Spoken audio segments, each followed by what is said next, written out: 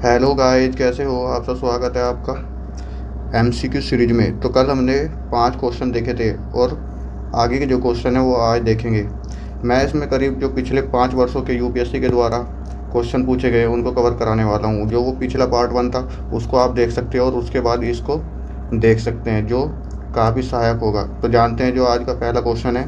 भारत में कार्य कर रही विदेशी स्वामित्व की ई वाणिज्यिक फर्मों के संदर्भ में निम्नलिखित कथनों में कौन सा ऐसे सही है। तो इसका सही उत्तर चुनना है। तो पहला जो कथन दे रखा है, अपने प्लेटफॉर्मों को बाजार स्थान के रूप में प्रस्तुत करने के अतिरिक्त वे स्वयं अपने माल का विक्रय भी कर सकते हैं। दूसरा जो कथन है, वे अपने प्लेटफॉर्म पर किस अंश तक बड़े विक्रेताओं को स्वीकार कर सकते हैं, यह सीमित है।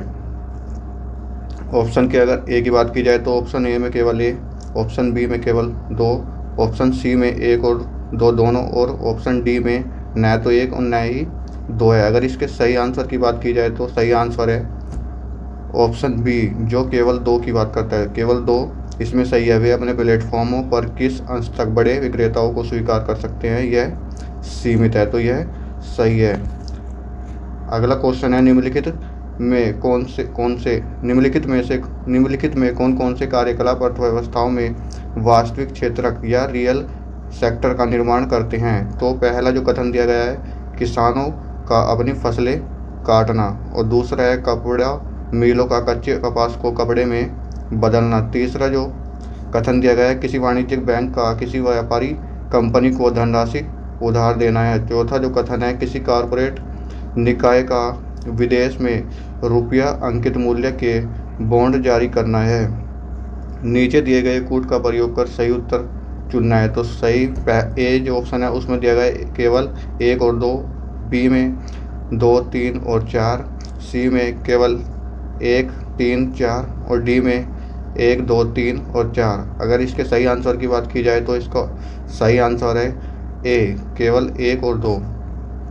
8वां क्वेश्चन है, भारत के संदर्भ में हाल ही में जन संचार माध्यमों में अक्सर चर्चित अप्रत्यक्ष अंतरण को निम्नलिखित में कौन सी एक स्थिति सर्वोत्तम रूप से प्रतिबिंबित करती है।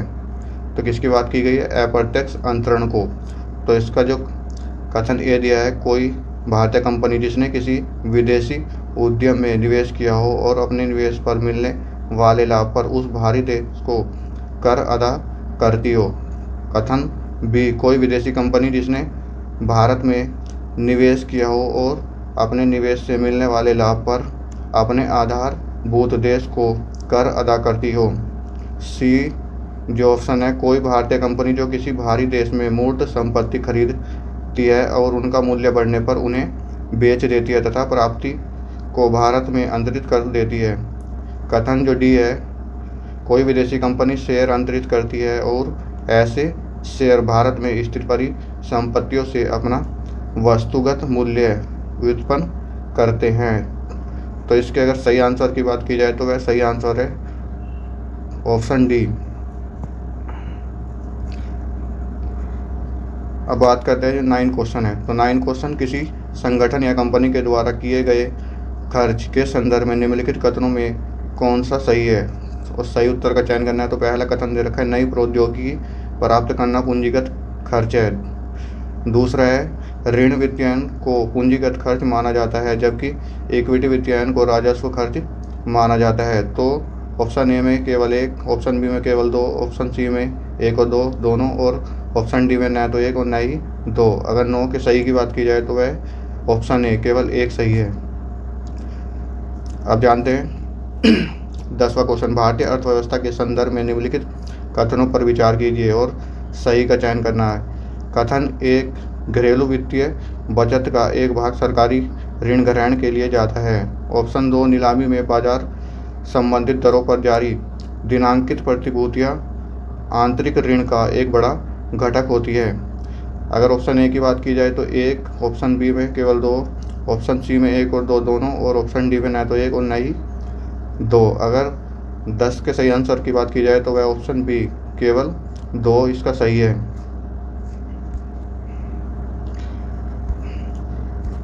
अब जानते हैं जो 11वां क्वेश्चन है, निम्नलिखित कथनों पर विचार कीजिए और सही बताना है। तो कथन 1 जो दिया गया है, सान्याल समिति की रिपोर्ट के अनुसरण में न्यायालय की अवमानना अधिनियम 1971 पारित किया गया था। ऑप्शन 2 जो दिया है, भारत का संविधान उच्चतम न्यायालय और उच्च न्यायालय को अपनी अवमानना के लिए दंड देने हेतु वह शक्ति प्रदान करता है।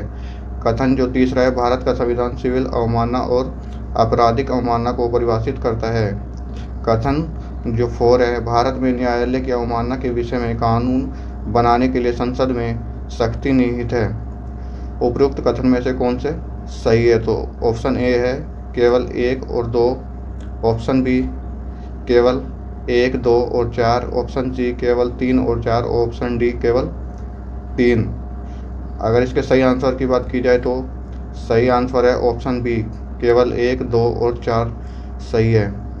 12वां क्वेश्चन है, भारत के संदर्भ में निम्नलिखित कथनों पर विचार कीजिए और सही आंसर इसका बताना है। तो कथन ए जो दिया गया है, सरकारी विधि अधिकारी और विधिक फर्म अधिवक्ता के रूप में मान्यता प्राप्त है, किंतु कॉर्पोरेट वकील और पेटेंट न्यायवादी अधिवक्ता की मान्यता से बाहर रखे गए हैं। अगर कथन 2 की बात की जाए तो विधिक परिषदों या बार काउंसिलों को विधिक शिक्षा और विधि महाविद्यालयों की मान्यता के बारे में नियम अधिकृत करने की शक्ति है।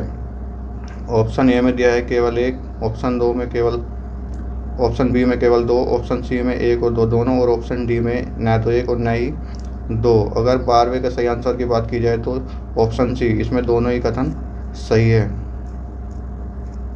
13वां क्वेश्चन है, निम्नलिखित कथनों पर विचार कीजिए और सही आंसर इसका बताना है। तो किसी संविधान संशोधन विधेयक को भारत के राष्ट्रपति की पूर्व सिफारिश की अपेक्षा होती है। कथन 2, जब कोई संविधान संशोधन विधेयक भारत के राष्ट्रपति के समक्ष प्रस्तुत किया जाता है तो भारत के राष्ट्रपति के लिए यह बाध्यकर है कि वे अपनी अनुमति दें।